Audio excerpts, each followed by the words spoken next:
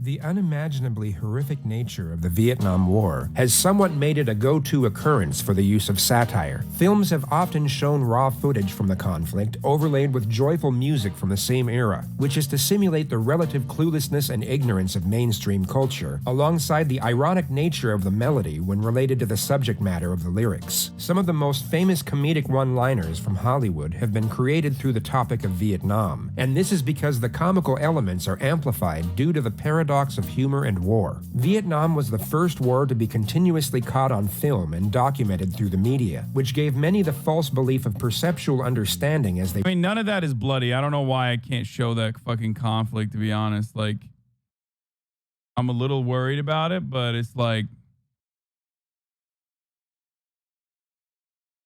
watched from home. Others, however, were aware they were still completely oblivious to the real nature of war despite the frightful imagery, and that only those in the picture would truly understand the significance of what was taking place.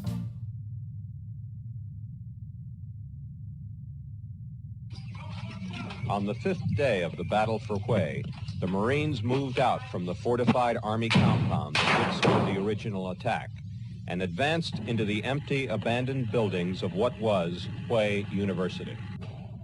Contact. The first sniper shots ricochet around the thick walls of the building, taking the first casualties in the first squad. The snipers, maybe only 2 or 3, are invisible in the buildings beyond the wall, but there is also a machine gun down the street to the left.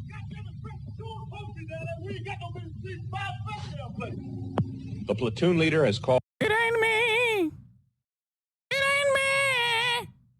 I'm no senator's son. Yeah. Sorry. I almost want to. Okay, hold on. We gotta do that. I'm sorry. I have to play that. Like I literally have to play that again. I'm in M60 with fucking Fortunate Son playing in the background as I fucking fly in.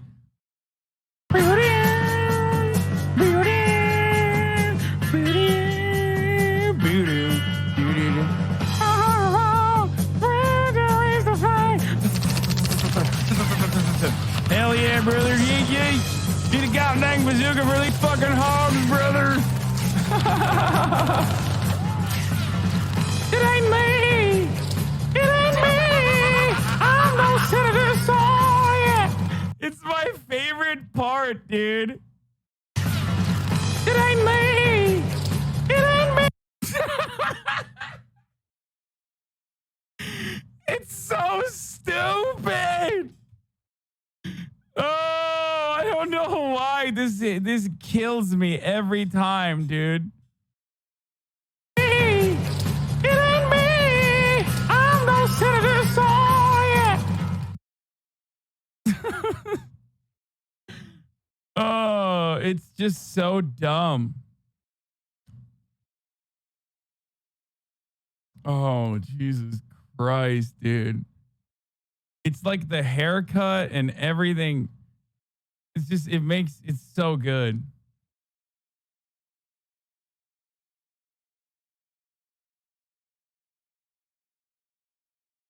All right, let's keep going. Called his men forward.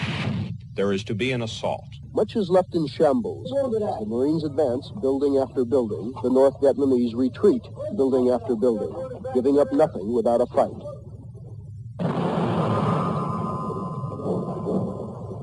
Roger, that was some sort of rifle grenade. It came all the way through the building, hit over the line. Have you pushed forward? In the front ranks of the Marines, a man is suddenly wounded.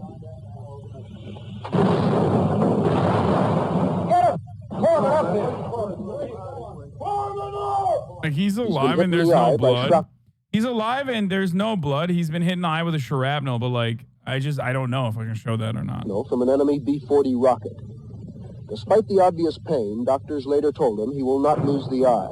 And although the sound of the blast punctured his eardrum, he will not lose his hearing. This last segment of footage mainly focused on the 3rd Division of the U.S. Marine Corps, yet serving alongside them, and who in fact conducted the majority of the fighting on that particular day, was the 23rd Infantry Division of the U.S. Army, with Alpha Company leading the attack, and with a single platoon acting as the spear. Taking point for that platoon, meaning he would be the first into a firefight, was 21-year-old Andrew Bron, who on the same day as the previously shown footage would see his platoon leader get blown to pieces by a landmine. The following week, his actions in the field would later earn him the Bronze Star Medal for courage under fire. He would serve a second tour of Vietnam in 1970 with the same unit, and spent the majority of his time patrolling downrange in the jungle, and where he would go on to earn his second Bronze Star for bravery in combat. He would lose a total of 14 comrades over his time in theater, and returned home with what would subsequently be diagnosed as severe PTSD. He would get discharged from the Army soon after, and began working for a utilities company in Covington, Georgia.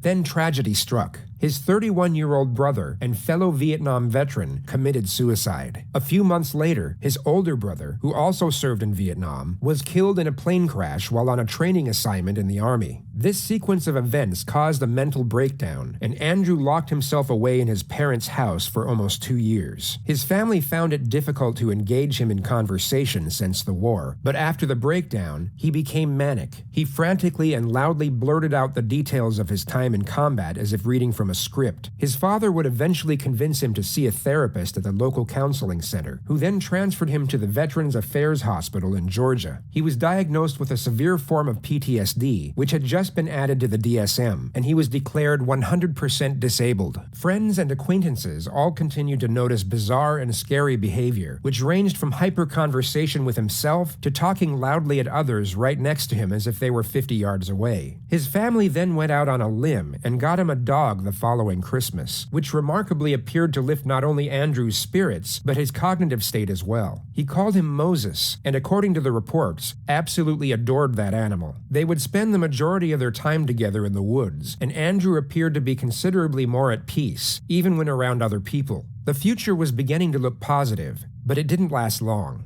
On January 12th of 1998, Andrew was 2 weeks late in refilling his prescription, the longest he had gone without medication since being diagnosed. On the way home from walking his dog, at exactly 5:38 p.m., his Toyota was clocked in at 98 miles per hour on a police radar. A less committed officer may have just let it go, but 22-year-old Deputy Kyle Dinkheller would not. His dash-mounted blue lights began flashing, and the Tacoma pulled over. Tragedy occurred over the following 3 minutes, as the police officer and veteran would engage in a ferocious firefight. Brannon drew an M1 carbine rifle out of his truck, got into a tactical stance, and began firing, at which point the deputy returned fire but was soon overwhelmed by his well-trained adversary. He was shot 9 times, with a fatal shot being fired into his right eye. Brannon was shot once in the lower abdomen. He got back in his truck and sped off to his self-built primitive camp house just minutes from the shooting. He grabbed a tarp from the front porch and then staggered off into the woods with his pet following close behind. He eventually collapsed under a tree. Law enforcement raided his cabin and the surrounding forest by dawn. Police dogs picked up his scent, and Brannon was found with his pet Moses still by his side. His wound was clotted by the cold, and his condition was stable. He was arrested and taken to the hospital, where he would admit to killing the officer.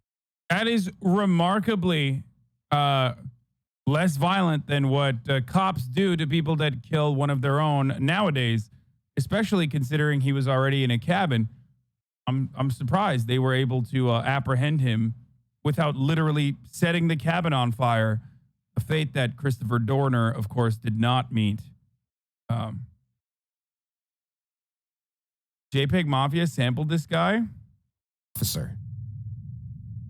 A man committed a despicable and horrific crime, yet the origins of his undoing were clear for everyone to see, as they came from the harms done to him through his dedicated performance of assigned duties. Dozens of veterans, some of whom had never even met the defendant, would appeal for leniency, including servicemen from the Marines and Air Force. But their efforts were futile, as Brannon was found guilty of first-degree murder and rendered the sentence of death in late January of the year 2000. Capital punishment wouldn't even be considered in most circumstances. PTSD is a recognized psychiatric disorder that would often grant someone the same leniency as those diagnosed with a mental illness. So what makes this case different than the others? Why have dozens of veterans been shown mercy for similar and even worse crimes when Brannon received nothing of the sort? The answer will always be a source of speculation, but the majority would agree that a single element had the most impact, And that brings us to the medium of video and its psychological impact on the viewer. Video cameras reached consumer markets in the United States in the late 1970s, yet they were mainly used by families to document special moments, such as birthday parties or weddings. They had little impact on police work until the mid-80s, and became widespread by the 1990s. Audio and visual documentation is now the norm when encounters with suspects occur, and Okay. this has been widely known to have a dramatic impact on legal he's just literally proceedings. shooting Compared at to a story. fucking- what the fuck? I don't know what that video is from, but that's a body cam footage of him just like unloading into a car. Storytelling, the visual and auditory elements of video can influence a viewer's behavior to a far greater extent. Evoking the senses of both sight and hearing can spark subliminal memories of joy, sadness, anger, and fear. These emotional responses are what fuels perception and builds a stronger bond between the viewer and what they are watching, which in turn can greatly influence their decision-making as they feel more emotionally connected to the story. To adequately understand its effectiveness for the state, we must also appreciate its effectiveness for the defense, and the case of Markeith Lloyd is a recent example. The 41-year-old murdered his pregnant ex-girlfriend outside her parents' home in Orlando, fuck? and many cited the Wait, hold up. What?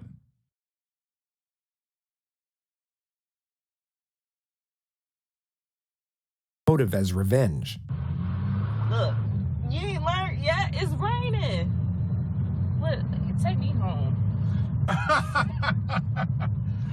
This man's still trying to speed. It's raining outside, y'all. He's still trying to speed. Look. Take me home. For real, you not about to kill me and the baby. This man, he has to be stopped. Somebody stop him. He has to be stopped. This is ridiculous. I'm not gonna live past 25. I'm What not the gonna fuck? not like this. No, no. I might as well pray every day. Make sure I make it into heaven. Even though I do that anyways. But I don't know what I was getting myself into.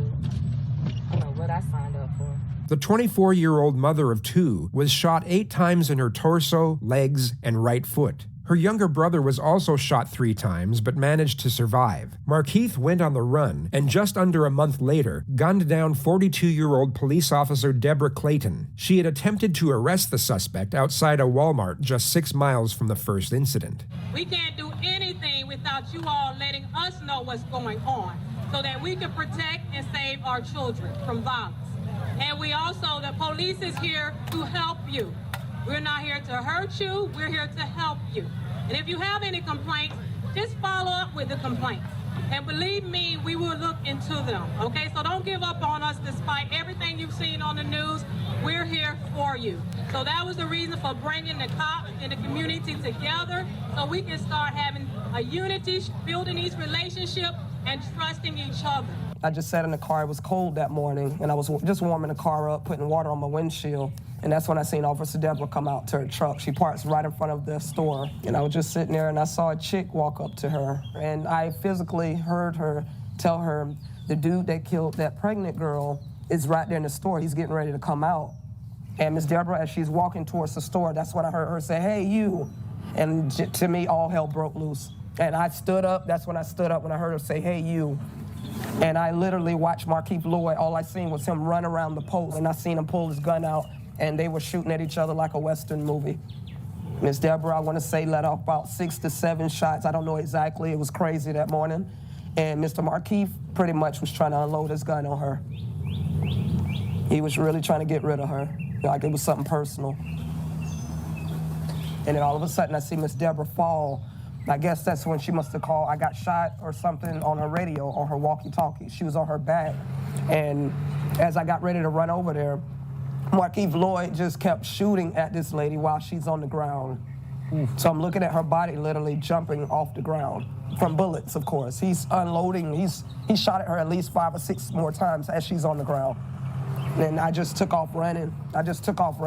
Markeith would continue on the run for another 8 days until he was finally tracked down and found in an abandoned house in the west side of Orlando.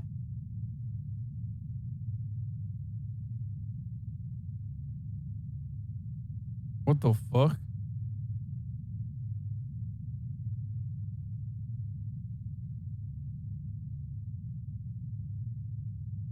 Holy shit. As you can see, he was just kicked multiple times in the face. He was permanently blinded in one eye and sustained both a broken nose and fractured jaw. When Lloyd was walked in front of our camera after his arrest, you could hear him say, "They beat me up," with his eye swollen and no shit, buddy. What the fuck do you mean they beat me up? Eventually a bandage over it.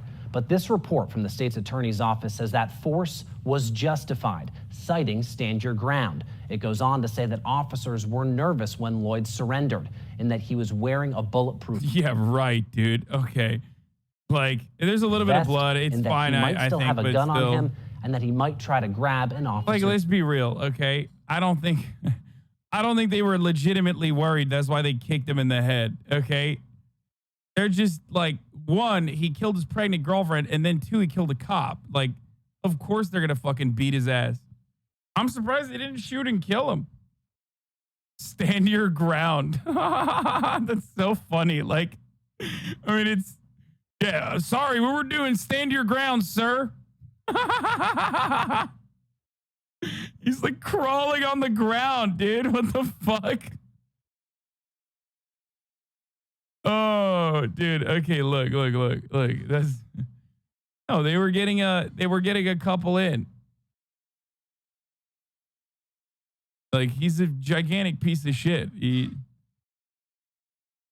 Gun. The footage of his arrest and injuries gained national attention, yet had minimal impact in the subsequent trial. The most significant piece of footage was the interrogation, and this was repeatedly used by the defense when addressing the jury. The police showed little to no interest in building the case, but instead subjected the suspect to as much discomfort and ridicule as possible.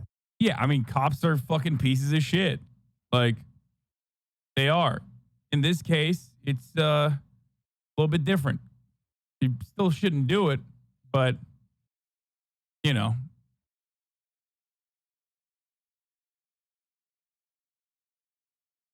But in this case, it's like he killed his pregnant girlfriend and also a cop. They were led by emotion as opposed to their training, and this would work greatly in the suspect's favor later on in court. But what? Stop being such a sick fuck? What do you mean?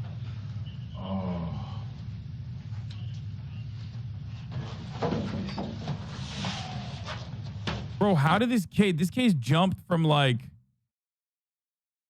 to like, I guess this is the cop killer, JCS.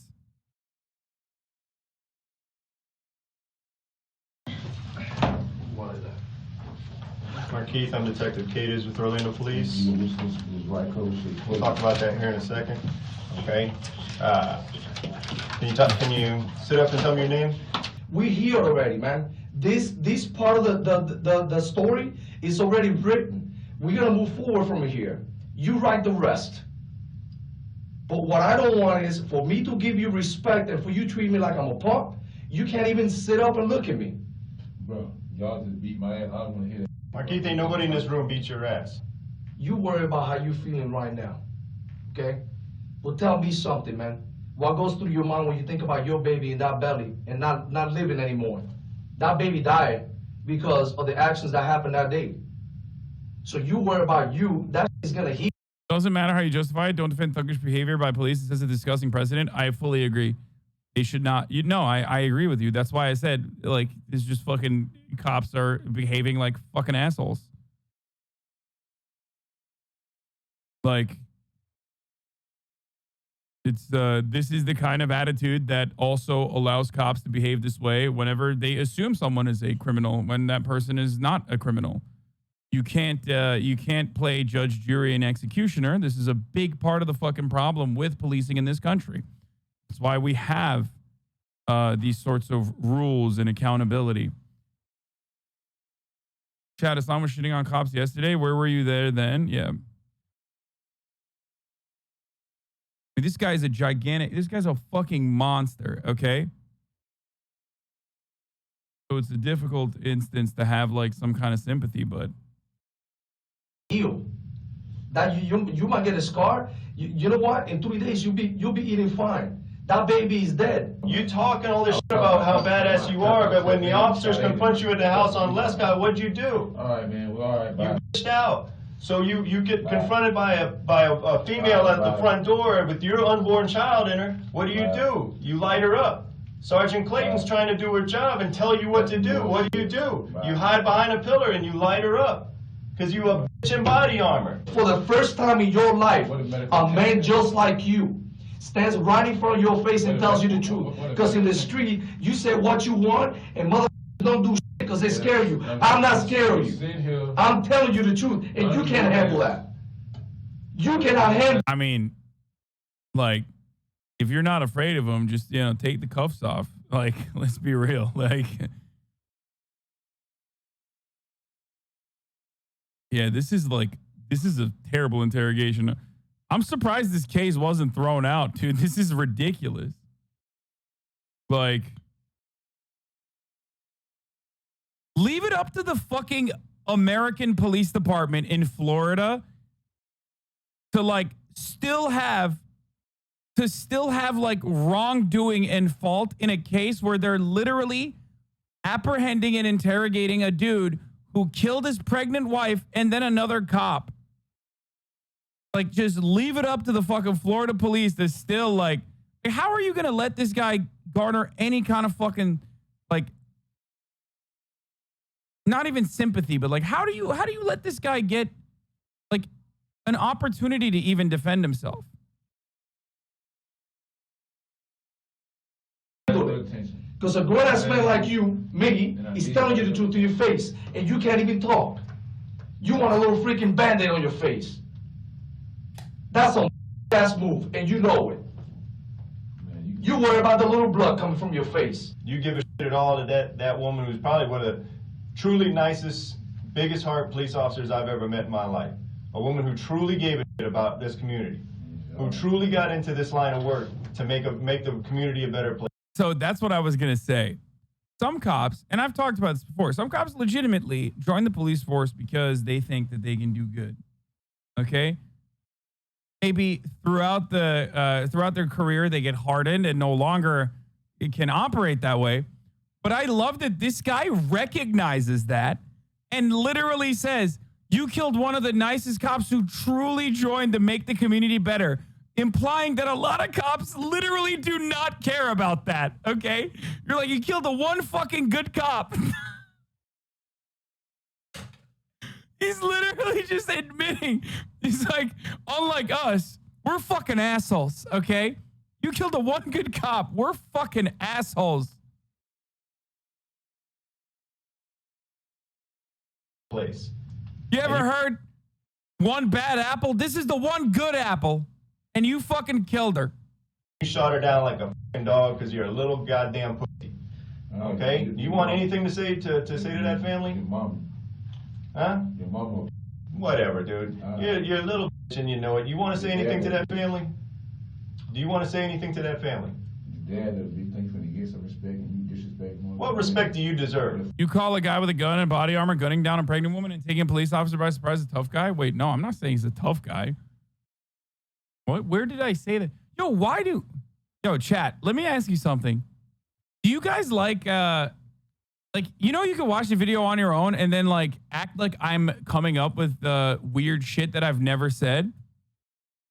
I mean, you're doing that anyway, so you might as well do that on your own. You're just making stuff up. Not chat in its entirety, but there's always people who will just make stuff up in the chat. I can't believe you said you love this guy. I can't believe you said this guy is innocent and you love him. Kind of fucked up. You said they should take the cuffs off. I think that implied the tough guy thing. Yeah, I mean, they're shitting on him, but also he's fucking brutally injured and also is in handcuffs.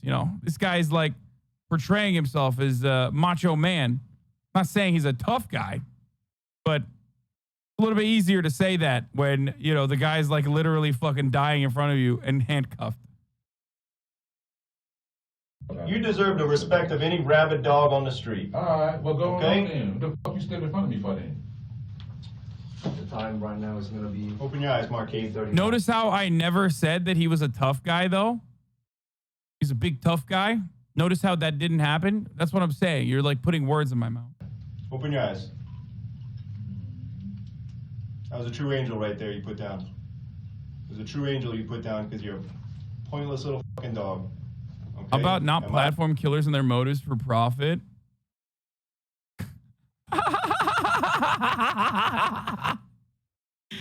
It's my favorite take, dude. Yo, if you platform murder, people are gonna do murder, dude. Like, it's kind of fucked up that you're platforming murder. Hey, chat, murder is wrong, okay? Don't forget. Oh, what a take, dude. Chat will literally say anything. My only regret is that you're breathing right now.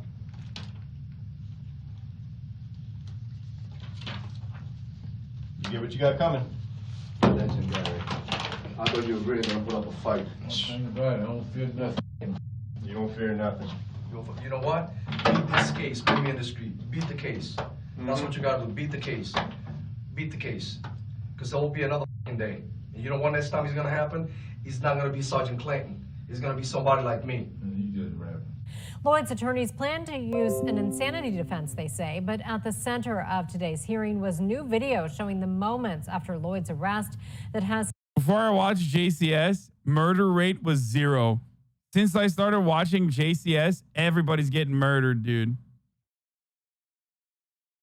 You're literally showing murder to 40K viewers. How is that not promoting LMAO? Funny how you just bend whatever chat says to your will.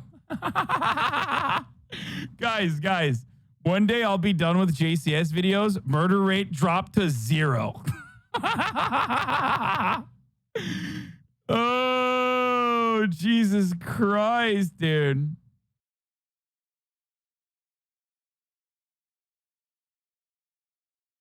I'm sorry for promoting murder, dude. His defense says proved police were biased against Lloyd. This is new video that shows detectives dressing up a bandaged Markeith Lloyd moments after his arrest. And his attorneys arguing from these first moments, Orlando police had a prejudice against him. From the beginning of this investigation, the Orlando Police Department has had a focused anger and hate towards my client because of him taking the life of one of their officers. His attorney, Terry Lenneman, wanting to show the jury this video of an interrogation of Lloyd, who several times during the interview complained about his handcuffs that once belonged to Lieutenant Clayton being on too tight. The focus isn't on what my client's saying other than him begging these officers for over an hour and a half for help, and being ignored completely by them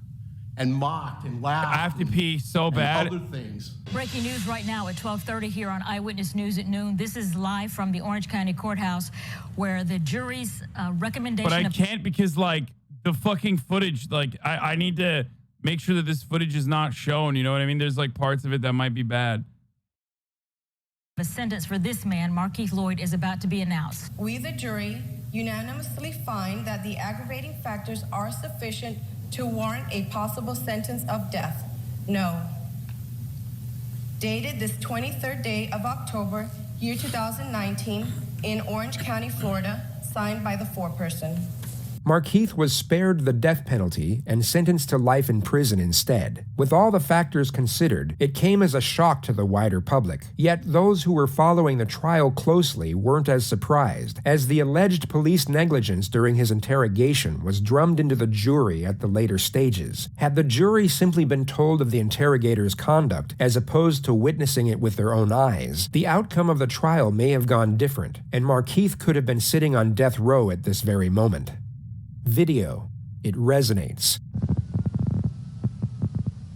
That was an insane tangent, dude. This is a video about Andy B. And in order to justify, or in order to make an argument that, like, that videos actually end up, creating like a much stronger narrative, he ran. That was like a 10-minute fucking break. It's longer than the actual video.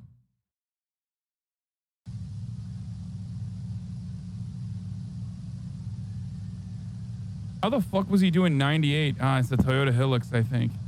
Driver, step back here to me. Come on back here for me. Come on back. How you doing today? Good. Come on back here. Keep your hands out of your pocket. Keep your hands out of your pocket, sir. Sir. Come here. Oh, no.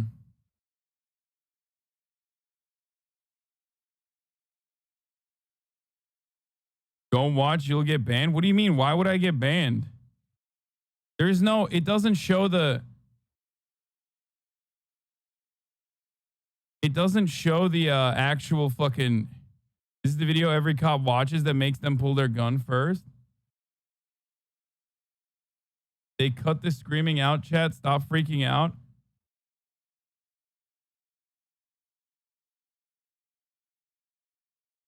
How are you calling out a tangent for relevant info taking longer than the video when that's like 50% of your brand? Okay. I don't like that you just fucking called me out like that. Industrial havoc. Okay.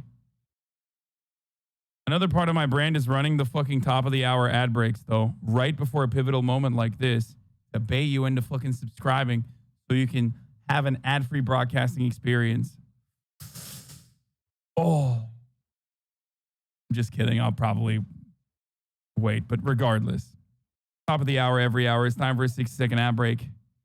You no longer want to see the ads. You want an ad-free broadcasting experience. Important moments like this get lost sometimes, you know. You need to subscribe, baby. All you need to do.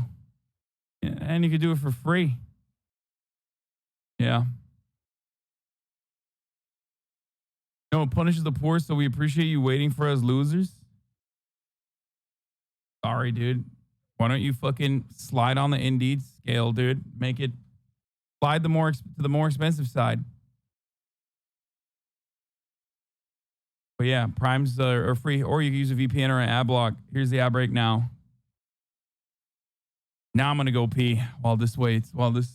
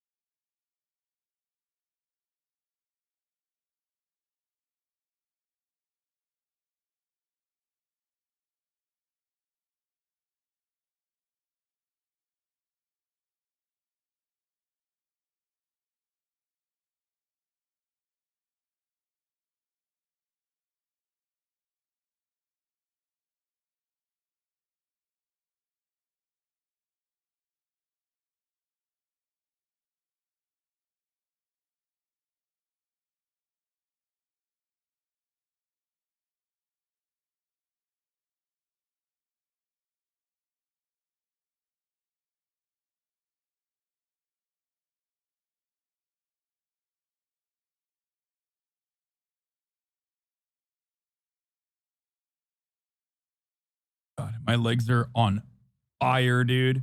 Wow, that was a perfect 1 minute piss. Oh my God, that was a perfect. I actually applaud myself for being able to pee exactly in 60 seconds. If his girlfriend was pregnant, why would it matter since you're pro-abortion? I love that people refuse to recognize this. Like, abortion is when you don't want to carry a pregnancy to term. Murder is when you are intending to carry a pregnancy to term and you want that baby, and then that baby is taken away from you. An abortion for forcibly aborting a fetus that someone wants to carry to term is different than an abortion. Very cool, though. Of course, the reason why people don't understand this is because it revolves around consent, a concept that people that are anti-abortion cannot comprehend, and also autonomy over a woman's body. These are the two fundamental planks here. Okay?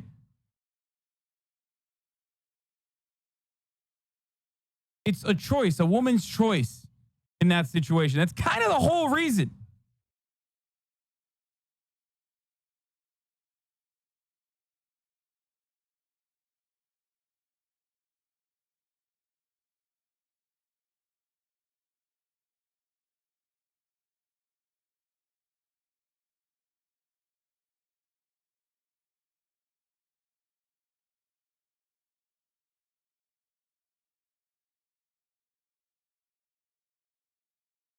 I've only been watching for a day or two, and even I can tell when chat is trolling you. What about the baby's choice? This is a human life after all. Yeah, dude. Totally. The baby's choice.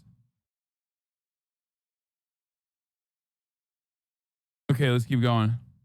Sir, come here. 37 radio 1078. Come here, sir. Sir, get back. Where are you calling? Sir, get back. Now, get back. Get back. Sir, get back now. No. Get back. Fuck you. Sir, get back. No. I'm telling you now. Get back, sir. Sir, get back. Sir, I am a goddamn Vietnam cop. I paid 30 euros to watch the stream on an 8-hour flight. If this motherfucker doesn't play Rust, I'm a freak. Don't worry, brother. I will. Step back. Step back. And I am not. Sir, fuck you. Sir, step back now. Get back. Get back. Get back now. 1078 radio. He's not high on drugs, Chad. He has PTSD.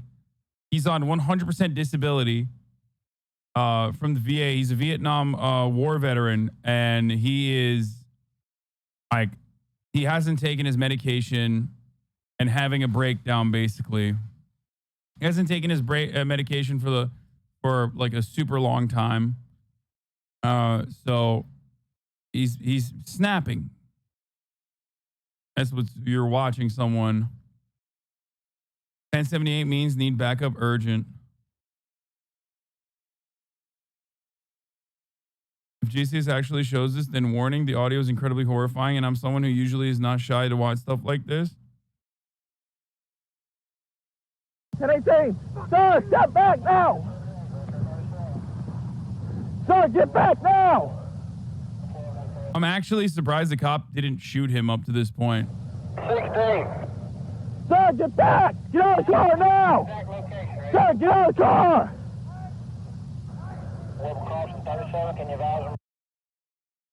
Comes out, pulls his weapon out. I am doing my life. Get back here now. Brannon now pulls his rifle out of the car for a split second, just enough so the officer can see it. Get to your vehicle. Put the gun down. Well, I got nailed the gun. I need help. Put the gun down.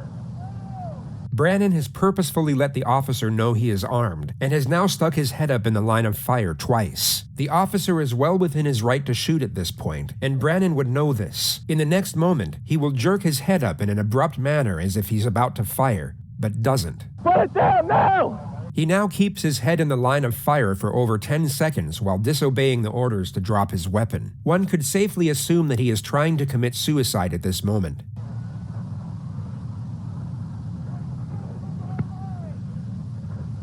Put the gun down! Now, you will see Brannon get into a tactical firing position. Unlike before when he kept his head stationary, he will abruptly move in a sporadic motion, making himself a harder target. It's as though something switches in his mind, and he goes from wanting to die to trying to kill. Drop the gun now!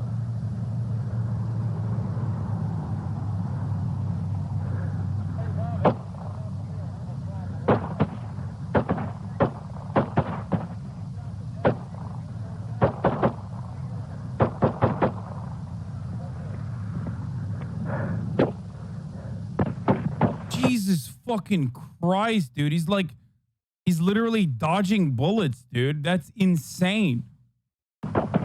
It gave the jury. They don't show him. The full clip apparently has his like actual death rattles, basically.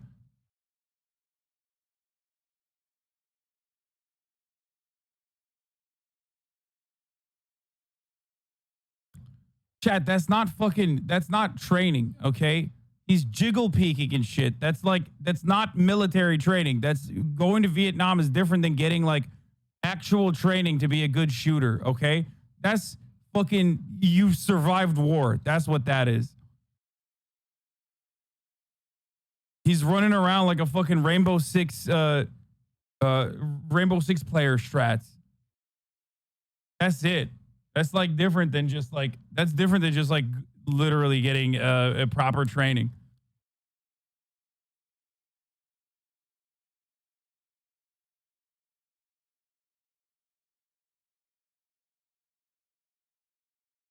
from what I understand, what people are saying, dude, this triggers me so much. Like whenever people say like, you stole my joke. No, dude, the joke that you came up with was not all that original. You know why I know that? Because I came up with it as well, and I'm an unoriginal ass, okay?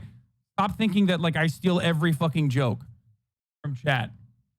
After a while, we come to the same fucking humor and same conclusions because we literally spend 11 hours every day together, okay? Anyway.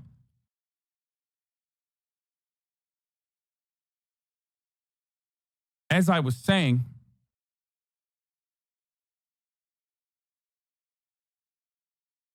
that is like, why not call that cop a bastard? He handled that way too passively, got him killed.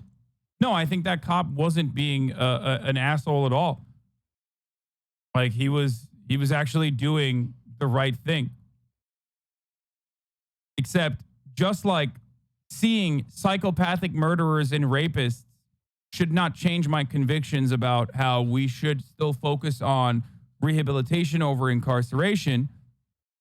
Seeing a cop do the right thing and get murdered by someone who literally is experiencing like an actual snapping moment, a psychopathic breakdown, does not change the reality that like in 99.9% of the situations, cops should be reacting that way and trying to de-escalate, because the other person is not going to be a fucking Vietnam War veteran who hasn't taken their, their medication.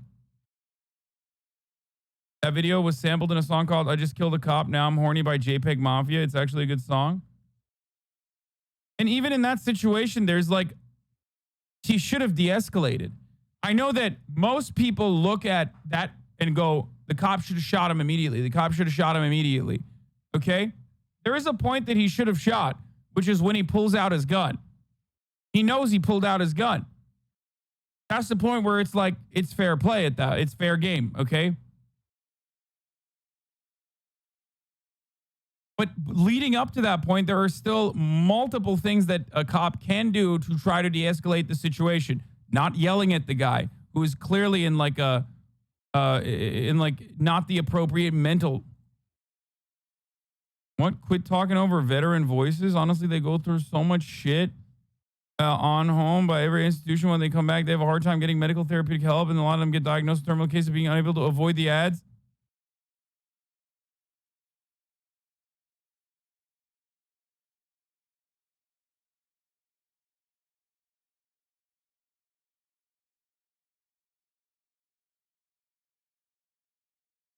I already ran the ad.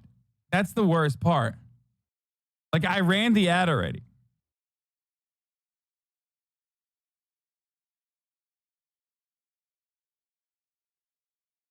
That was fucked up, dude. That was actually fucked up. That was worse than anything I've done so far, okay? That was literally worse than my ad segues. I usually don't transition on like a serious note like that, okay? Jesus fucking Christ. That's my Joker moment. This is where I snap.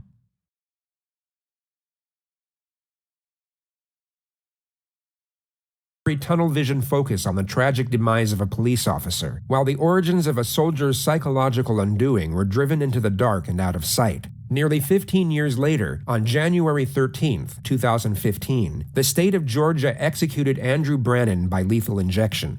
He was like, Andrew Bron is a perfect example of someone who could absolutely be rehabilitated. Okay? Like, I hate to say this because I don't hate to say it. I'm just going to say it with my entire chest, actually. That motherfucker should not be murdered by the state. No shot. That dude is 100%, 1000% the type of person who could very easily be medicated and rehabilitated. The state broke his brain. They sent him out to become a fucking murderer, a war machine. Then they medicated him appropriately. He fucked up or forgot to take his medication. He snapped, and then the state took his fucking life. That's crazy. Honestly, there is a lot of joke made out of terrible shit, and it's sad sometimes. Kind of feels a bit dehumanizing sometimes.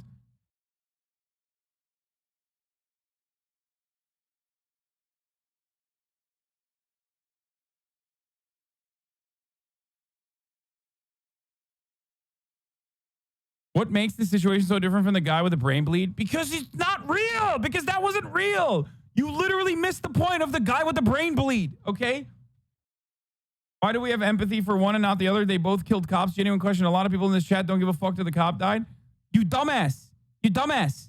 You literally hyper-focused on that guy killing a cop and forgetting that, like, you're so stupid. Like, you're missing the point. That entire video was about how the physiological problems that person was encountering were not the real reason why he engaged in the actions that he engaged in. Oh my fucking God.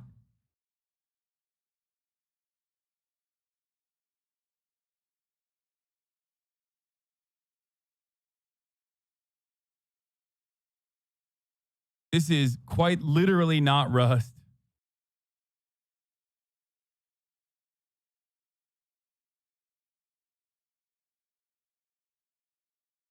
Was 66 years old. His last words were, "I extend my condolences to the Dinkheller family." He still murdered a person.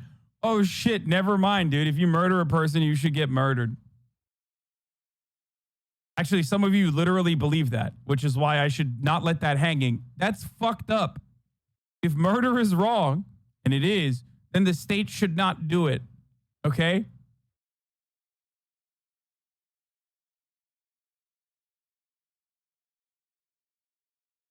Especially Kyle's parents and his wife and his 2 children. I am proud to have been able to walk point for my comrades and pray that the exact same thing does not happen to any of them. I'm glad to be getting out of this place.